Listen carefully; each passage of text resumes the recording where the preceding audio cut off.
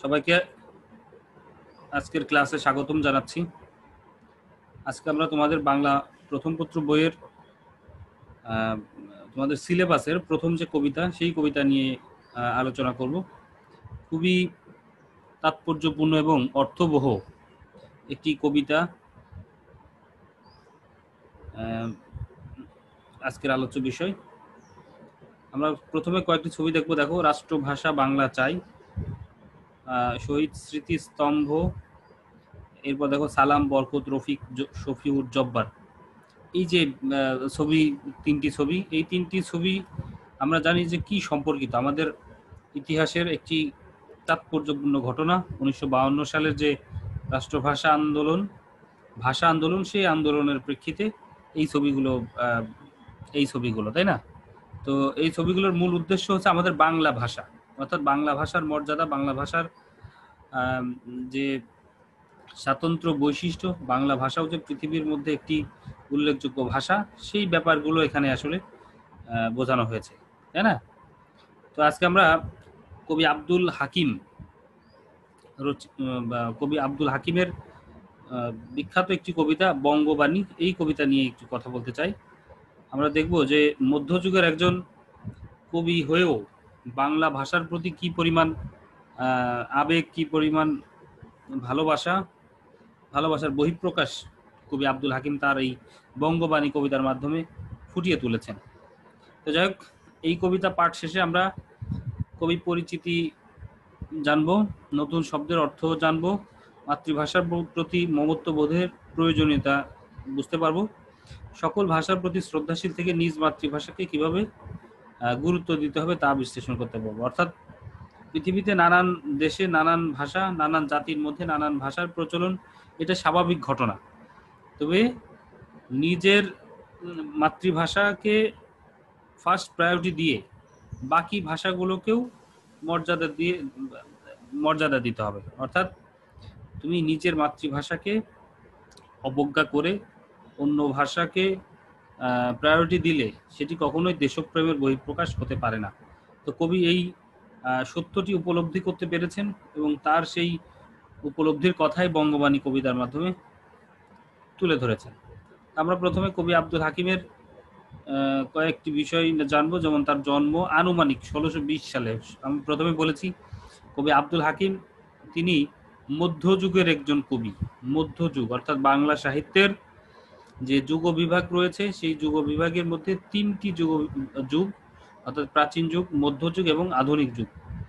তো মধ্যযুগ অর্থাৎ 1201 সাল থেকে 1800 সাল পর্যন্ত এই যে সময়, এই সময়টাকে বলা হচ্ছে মধ্যযুগ। আর এই মধ্যযুগের আনুমানিক 1620 সালে কবি আব্দুল হাকিমের জন্ম। কোথায়? সন্দ্বীপের সুধারামপুর গ্রাম। মধ্যযুগের বাংলা সাহিত্যের অন্যতম শ্রেষ্ঠ কবি, অর্থাৎ কবি আব্দুল হাকিম মধ্যযুগে বাংলা সাহিত্যের যে সকল কবি ছিলেন তাদের মধ্যে একজন অন্যতম শ্রেষ্ঠ কবি। তার মৃত্যু 1690 সালে। উল্লেখযোগ্য কাব্যগ্রন্থগুলোর মধ্যে দেখো নূরনামা, তার সবচেয়ে বিখ্যাত কাব্যগ্রন্থ নূরনামা, ইউসুফ জোলেখা, তারপর লালমতি, সাইফুল মুলক, শিহাবুদ্দিন নামা, নসিহত নামা, কারবালা, শহরনামা, এগুলো তার উল্লেখযোগ্য বিখ্যাত কাব্যগ্রন্থ। ঠিক আছে, তো আজকে আমরা যে কবিতাটি নিয়ে কথা বলবো সেই কবিতাটি বঙ্গবাণী। এই বঙ্গবাণী কবিতাটি তার বিখ্যাত কাব্যগ্রন্থ নূরনামা কাব্যের একটি কবিতা, অর্থাৎ নূরনামা তার বিখ্যাত কাব্যগ্রন্থ। এই গ্রন্থ থেকে বঙ্গবাণী কবিতাটি সংকলন করা হয়েছে। অর্থাৎ নূরনামা যে বিখ্যাত কাব্যগ্রন্থ, সেই কাব্যগ্রন্থের একটি উল্লেখযোগ্য কবিতা হচ্ছে বঙ্গবাণী। আর আজকে আমরা সেই বঙ্গবাণী কবিতা নিয়েই আলোচনা করব। প্রথমে কয়েকটি শব্দার্থ দেখব। দেখো, হাবিলাস। হাবিলাস মানে হচ্ছে অভিলাষ বা প্রবল ইচ্ছা। প্রবল ইচ্ছা, মানসিক যে দৃঢ়তা, ঠিক আছে, সেটি। সিফত, সিফত শব্দের অর্থ হচ্ছে গুণ, গুণগান, মানে কোনো বৈশিষ্ট্য, ভালো গুণ। নিরঞ্জন, নিরঞ্জন শব্দের অর্থ হচ্ছে সৃষ্টিকর্তা বা আল্লাহ।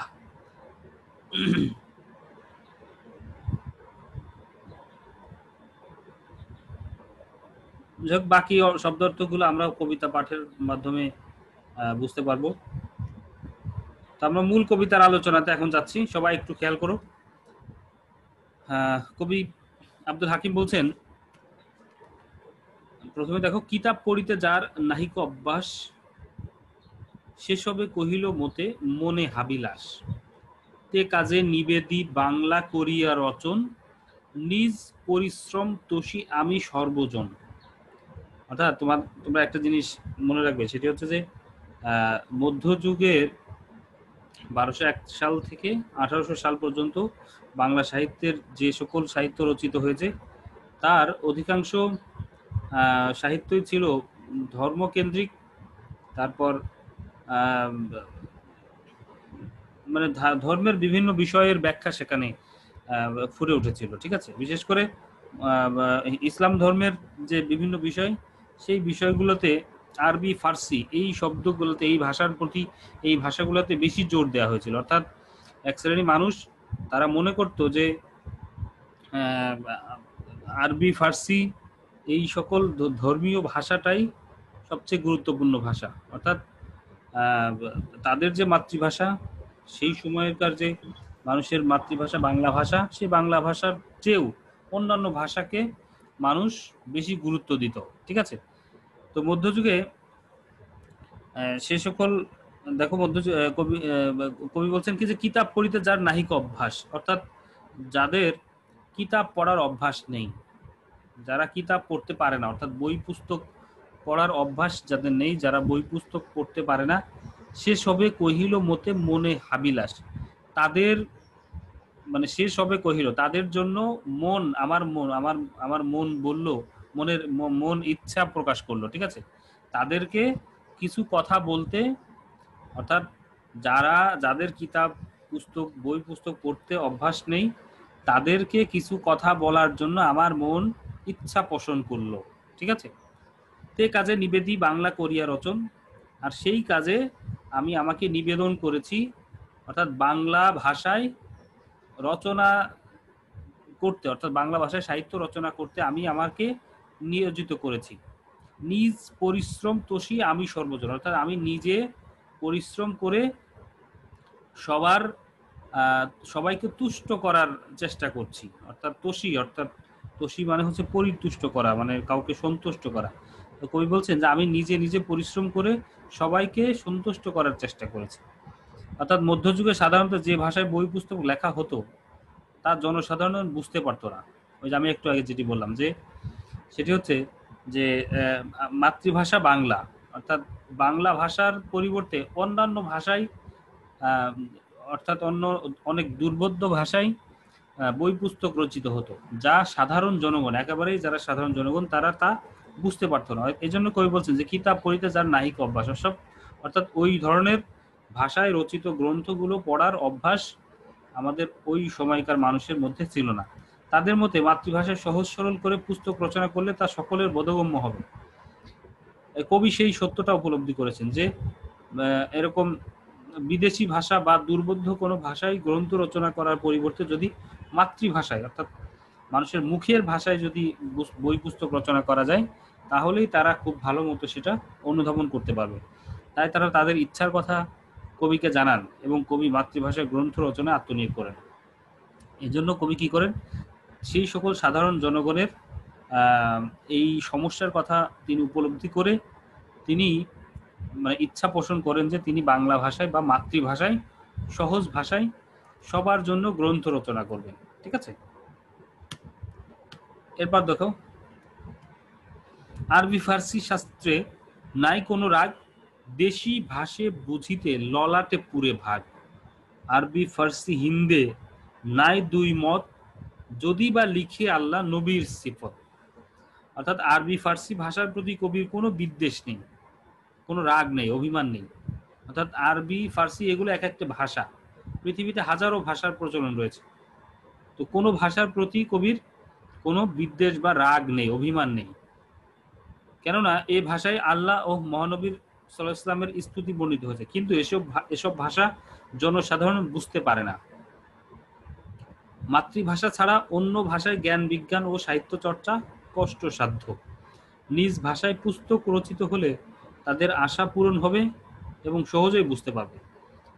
তাহলে কি হলো ব্যাপারটি, যে আরবি ফার্সি শাস্ত্রে নাই কোনো রাগ, অর্থাৎ কবি আব্দুল হাকিমের আরবি ফার্সি সহ যত ভাষা আছে বিদেশি ভাষা, সেসব কোনো ভাষাই কবির কোনো রাগ অভিমান নেই। দেশি ভাষে বুঝিতে ললাটে পুরে ভাগ, অর্থাৎ অন্য কোনো ভাষার প্রতি কবির রাগ নেই। কবি বুঝতে পারেন যে দেশি ভাষায় যদি কোনো কিছু বোঝানো হয় তাহলে সেই ব্যাপারটি, সেই জিনিসগুলো মানুষ, সাধারণ মানুষ পুরোপুরি বুঝতে পারবে। বুঝতে পেরেছ? ললাটে পুরে ভাগ মানে অর্থাৎ তারা পুরোপুরি সেটি অনুধাবন করতে পারবে। আরবি ফার্সি হিন্দে নাই দুই মত, অর্থাৎ আরবি ফার্সি হিন্দে, হিন্দে মানে হচ্ছে যে হিন্দুস্তানি ভাষা, হিন্দুদের ভাষা, অর্থাৎ বাংলা ভাষাকে কবি বলছেন যে আরবি বলো, ফার্সি বলো, বাংলা বলো, কোনো ভাষার মধ্যেই কোনো বিভাজন নেই, সবই এক একটা ভাষা। যদি বা লিখে আল্লাহ নবীর সিফত, যদিও আরবি ফার্সি এই ভাষাগুলো দ্বারা, মানে এই ভাষাগুলোতে আল্লাহ এবং তার নবীদের গুণগান বর্ণিত হয়েছে, তারপরেও এই আরবি ফার্সির সঙ্গে বাংলার কোনো ভেদাভেদ নেই। অর্থাৎ আরবি ফার্সি যেরকম ভাষা, বাংলা তেমনই একটি ভাষা। ঠিক আছে? যেই দেশে যেই বাক্য কহে নরগণ, সেই বাক্য বুঝে প্রভু আপে নিরঞ্জন। সর্ববাক্য বুঝে প্রভু কিবা হিন্দুয়ানি, বঙ্গদেশী বাক্য কিবা যত ইতিবাণী। তাহলে দেখো, সৃষ্টিকর্তা সর্বশক্তিমান, তিনি পৃথিবীর সকল মানুষের সব ভাষা বুঝতে পারেন। কবির মতে স্রষ্টাকে ডাকার জন্য নির্দিষ্ট কোনো ভাষার প্রয়োজন নেই।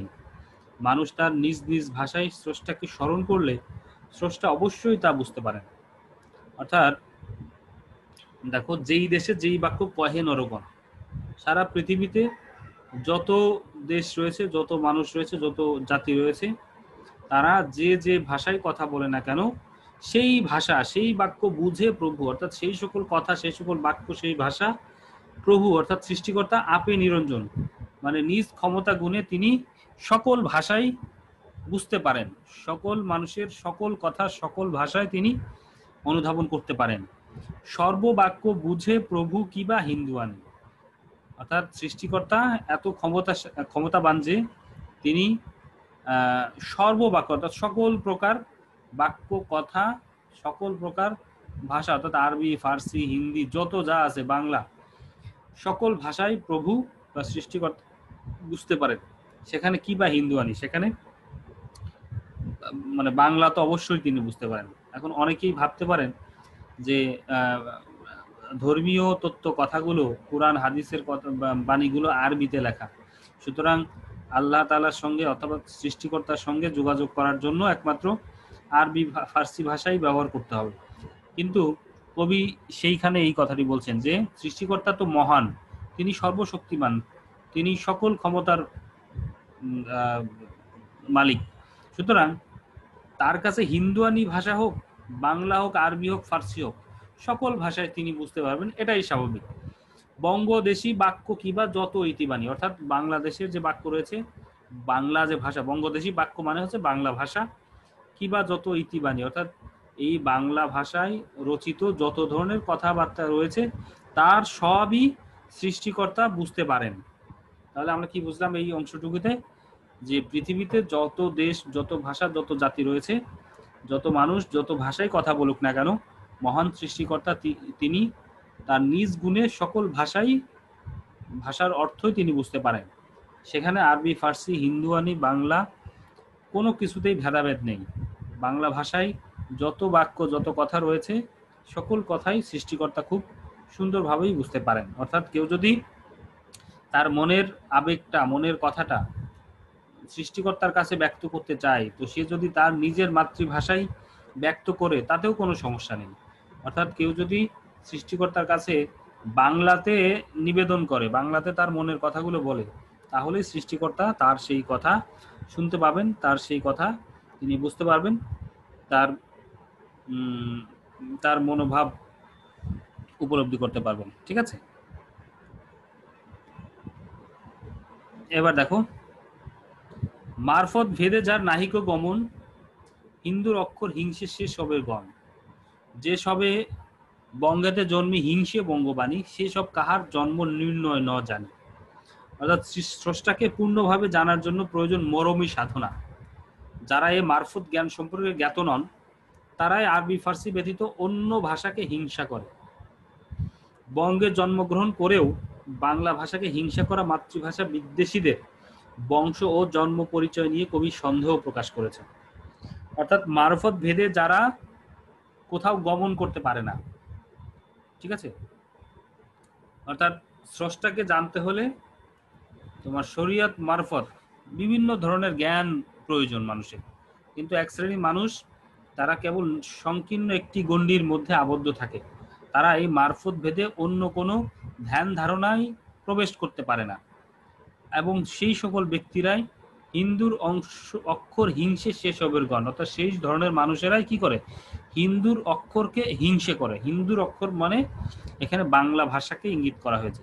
হিন্দুর অক্ষর বলতে এখানে বাংলা ভাষাকে বোঝানো হয়েছে, কারণ ওই সময়কার মুসলমানরা এই বাংলা ভাষাকে অনেকেই মনে করত হিন্দুর ভাষা, অর্থাৎ বাংলা ভাষা এটি হচ্ছে হিন্দু ধর্মের ভাষা, এটা মুসলমানদের ভাষা হতে পারে না। তো তারাই কেবল এই ধরনের চিন্তা ভাবনা করত, ঠিক আছে, তারা কেবল এই বাংলা ভাষাকে হিংসা করত। যে সবে বঙ্গেতে জন্মি হিংসে বঙ্গবাণী। এবার কবি দেখো একটু জোর দিয়ে বলছেন, মানে একটু ক্ষোভ প্রকাশ করছেন এখানে। সেটি কি, যে সবে বঙ্গে, যাদের জন্ম বঙ্গেতে হয়েছে, অর্থাৎ বাংলাদেশে যাদের জন্ম হয়েছে এবং বাংলাদেশের জন্মগ্রহণ করে যারা হিংসে বঙ্গবাণী অর্থাৎ বাংলা ভাষাকে হিংসা করে সে সব কাহার জন্ম নির্ণয় না জানি। তো সে সকল মানুষের জন্ম পরিচয় নিয়ে কবির সন্দেহ রয়েছে। অর্থাৎ কবি এখানে তার চরম ক্ষোভ প্রকাশ করছেন যে যারা এই বাংলাদেশের জন্মগ্রহণ করেছে, বাংলাদেশের জন্মগ্রহণ করেও তারা এই বাংলা ভাষাকে অবজ্ঞা করছে, বাংলা ভাষাকে হিংসা করছে, তারা আসলে তাদের জন্ম পরিচয়ই ঠিক নেই। অর্থাৎ কবি এখানে চরমভাবে তাদের প্রতি ক্ষোভ প্রকাশ করেছেন। অর্থাৎ বাংলাতে জন্ম, সুতরাং তার মাতৃভাষা বাংলা, তাকে বাংলা ভাষাকে ফার্স্ট প্রায়োরিটি দিতে হবে, বাংলা ভাষাকেই প্রধান ভাষা হিসেবে মনে করতে হবে। কিন্তু অনেকেই এই বাংলা ভাষাকে হিংসা করে, বাংলা ভাষাকে অবজ্ঞা করে, এর পরিবর্তে ধর্মীয় যে ভাষাগুলো রয়েছে আরবি ফার্সি সহ অন্যান্য ভাষা, সেসব ভাষাকে তারা বেশি গুরুত্ব দেয়। তো সেই সকল ব্যক্তিদের উদ্দেশ্যে কবি বলছেন যে তোমাদের জন্ম পরিচয় নিয়ে আমার সন্দেহ রয়েছে। এবার দেখো, দেশি ভাষা বিদ্যা যার মনে ন জুয়ায়, নিজ দেশ ত্যাগী কেন বিদেশ ন যায়। মাতা পিতা মহ ক্রমে বঙ্গেত বসতি, দেশি ভাষা উপদেশ মনে হিত অতি।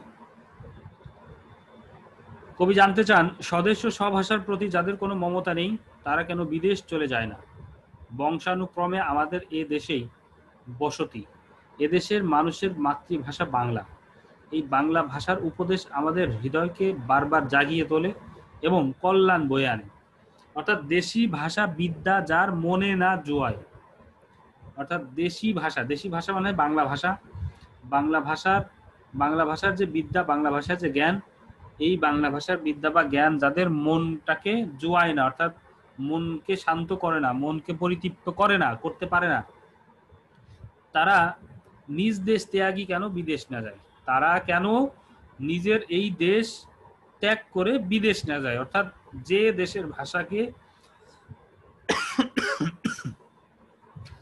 দেশের ভাষাকে তারা বেশি গুরুত্ব দেয়, বেশি ভালোবাসে, তারা তাহলে সেই দেশে চলে যাক।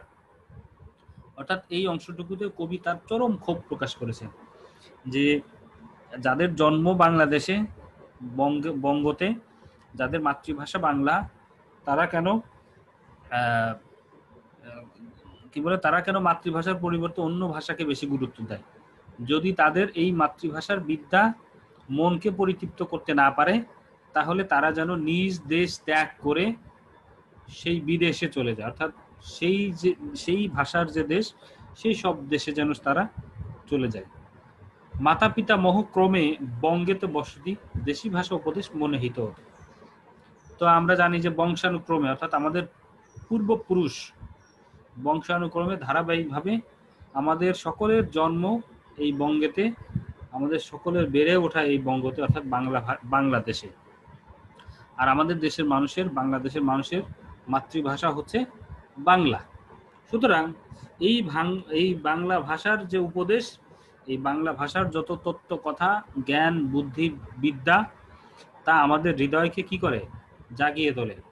দেশি ভাষা উপদেশ মনে হিত অতি, অর্থাৎ আমাদের মনে এই দেশি ভাষার যত উপদেশ সেগুলোই হিত বয়ে নিয়ে আসে, অর্থাৎ আমরা দেশি ভাষায় উপদেশগুলো বেশি অনুধাবন করতে পারি, বেশি ভালো মতো বুঝতে পারি।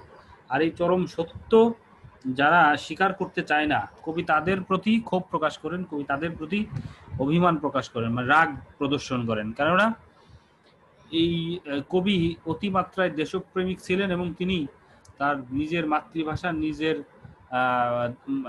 মাতৃভূমির প্রতি তার যে প্রেম, তার যে ভালোবাসা, তার যে আকর্ষণ, সেই জায়গা থেকে তিনি এই যে কিছু মানুষের যে আচরণ, সেই আচরণ দেখে তার অনেক বেশি ক্ষোভ জন্ম নিয়েছিল। অর্থাৎ এই দেশে জন্ম, এই দেশে বেড়ে ওঠা, এই দেশের আলো বাতাস, সে আলো বাতাস গ্রহণকারী ব্যক্তিরা তারা কি করেছে? অন্য দেশের অন্য ভাষাকে বেশি প্রায়োরিটি দিয়েছে, বেশি মর্যাদা দিয়েছে। কবি এই ব্যাপারটি একেবারেই সহ্য করতে পারেননি। তিনি একেবারে দৃঢ় কণ্ঠে সবাইকে একেবারে সমুচিত জবাব দিয়ে দিয়েছেন যে যাদের জন্ম এই দেশে, যাদের মাতৃভাষা বাংলা, তারা বাংলার পরিবর্তে অন্য ভাষাকে বেশি গুরুত্ব আরোপ করে, তাহলে তাদের জন্ম সম্পর্কে কবির যেমন সন্দেহ রয়েছে, তেমনি কবি তাদেরকে ধিক্কার জানিয়ে বলছেন যে তোমরা তোমাদের যে ভাষাকে বেশি ভালোবাসো, যে ভাষাকে তোমরা বেশি গুরুত্ব দাও, তোমরা তাহলে সেই দেশে চলে যাও, এই দেশ ত্যাগ করে। অর্থাৎ এই অংশটুকুতে কবির তীব্র ক্ষোভ ও রাগ প্রকাশিত হয়েছে। ঠিক আছে, তো যাই হোক, এই হচ্ছে মোটামুটি বঙ্গবাণী কবিতা, বঙ্গবাণী কবিতার লাইন টু লাইন ব্যাখ্যা। তাহলে আমরা ওভারঅল যেটা বলতে পারি সেটি হচ্ছে যে মধ্যযুগের এমন একটি সময়ে, কবির যখন জন্ম 1620 থেকে 1690, এই সময়কালে কবি তার সম্মুখে তিনি প্রত্যক্ষ করেছেন যে কিছু মানুষ যারা বাংলা ভাষাকে অবজ্ঞা করে, বাংলা ভাষাকে অবহেলা করে অন্য ভাষাকে বেশি গুরুত্ব দেয়।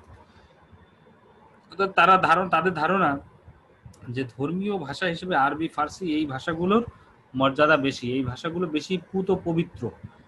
তো সেই হিসাবে তারা নিজের মাতৃভাষাকে অবজ্ঞা করে সেই সব ভাষাকে বেশি গুরুত্ব আরোপ করে। তো কবির এই ব্যাপারটি একেবারেই পছন্দ হয়নি।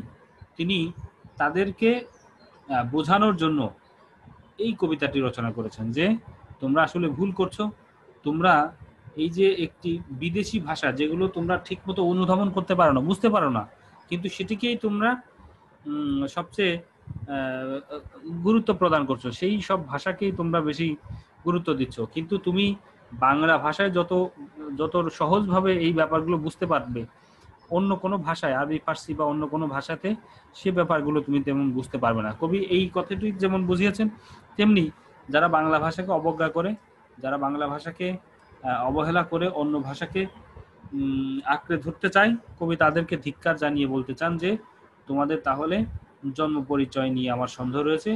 তোমরা যদি এতই অন্য ভাষাকে পছন্দ করো, অন্য ভাষাকে ভালোবাসো বাংলার চেয়ে বেশি, তাহলে তোমরা সেই সব দেশে চলে যাও, এই বাংলাদেশ ত্যাগ করো। ঠিক আছে, তো যাই হোক, পাঠ পরিচিতিটা আমরা একটু দেখে নিই। বঙ্গবাণী কবিতাটি কবি আব্দুল হাকিমের নূর নামা কাব্যগ্রন্থ থেকে সংকলন করা হয়েছে। মধ্যযুগীয় পরিবেশে বঙ্গভাষী এবং বঙ্গভাষার প্রতি এমন বলিষ্ঠ বাণীবদ্ধ কবিতার নিদর্শন দুর্লভ। অর্থাৎ মধ্যযুগীয় পরিবেশে এই যে বঙ্গভাষা এবং বঙ্গভাষার প্রতি যে আবেগ, বঙ্গভাষার প্রতি যে প্রেম,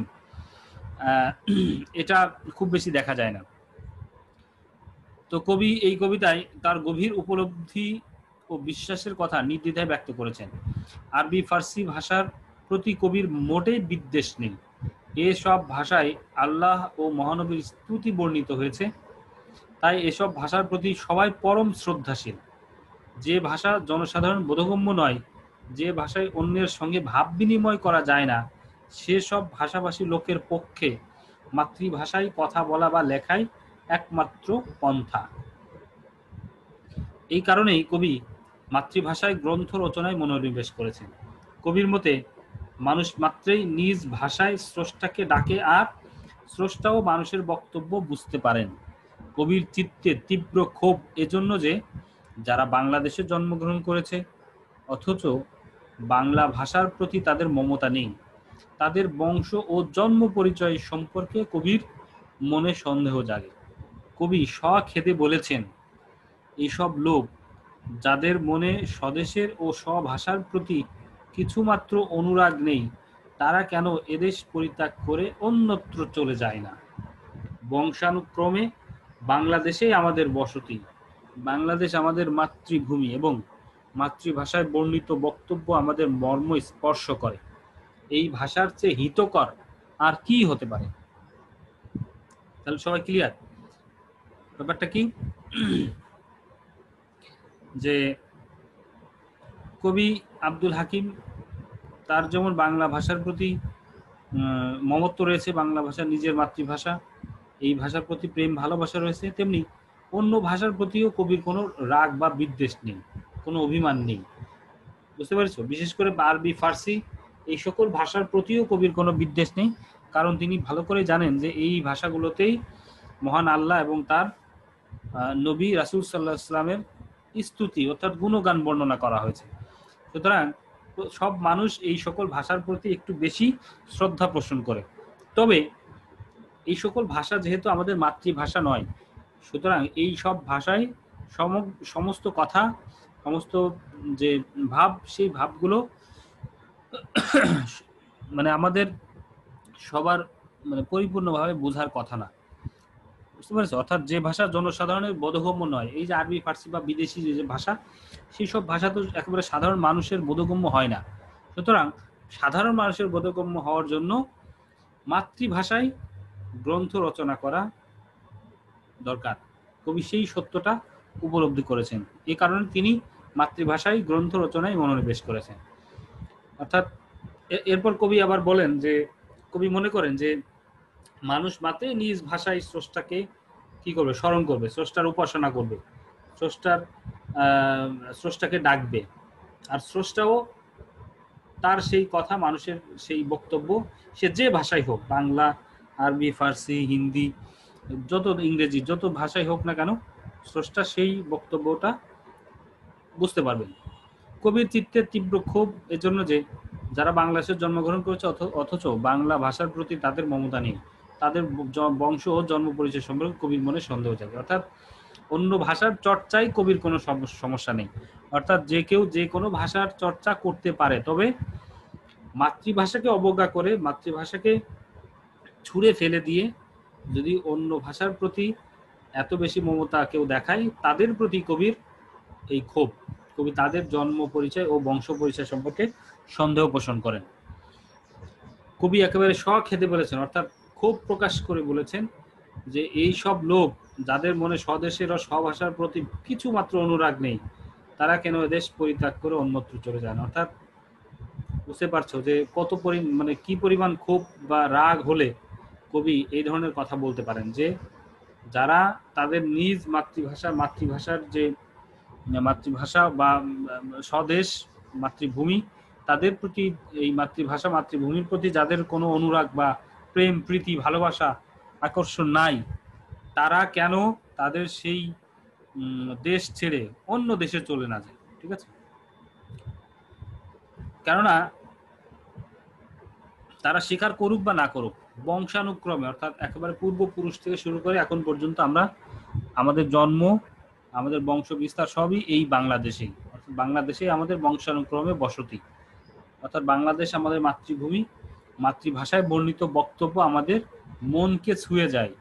অর্থাৎ বাংলা ভাষা যত সহজে আমরা অনুধাবন করতে পারি, যত সহজে আমরা উপলব্ধি করতে পারি, পৃথিবীর অন্য কোনো ভাষায় এত সহজে কোনো বিষয় বা কোনো বক্তব্য আমরা অনুধাবন করতে পারি না। আর কবি এই কথাই বলছেন, তাহলে বাংলা এই ভাষার চেয়ে হিতকর, অর্থাৎ এই ভাষার চেয়ে মঙ্গলকর, এই ভাষার চেয়ে কল্যাণকর আর কোন ভাষা হতে পারে? অর্থাৎ যে ভাষায় তুমি সবচেয়ে বেশি ভালো বুঝবা, সেই ভাষায় তো সবচেয়ে বেশি হিতকর হওয়ার কথা, তা না? অনেক মানুষ মনে করে এর চেয়েও, বাংলার চেয়েও বা মাতৃভাষার চেয়েও অন্য ভাষা হিতকর। কবি তাদেরকেই উদ্দেশ্য করে তাদের এই ক্ষোভ এবং অভিমান প্রকাশ করেছেন। তাহলে বঙ্গবাণী কবিতার কবিতা পাঠ করে এর লাইন বাই লাইন ব্যাখ্যা করে আমরা মোটামুটি কবি আব্দুল হাকিমের যে মনোভাব বঙ্গবাণী সম্পর্কে, বাংলা ভাষা সম্পর্কে, সেই ব্যাপারটি আমরা স্পষ্ট হলাম, সেই ব্যাপারটি আমরা বুঝতে পারলাম। এখন সবাইকে আন্তরিক ধন্যবাদ মনোযোগ দিয়ে এই কথাগুলো শোনার জন্য। এই মুহূর্তে যাদের এই কবিতার কোথাও কোনো প্রশ্ন আছে, কোথাও কোনো জিজ্ঞাসা আছে, জানার আছে, তারা জিজ্ঞাসা করবে, আমি তাদের উত্তর দেওয়ার চেষ্টা করব। সবাইকে ধন্যবাদ।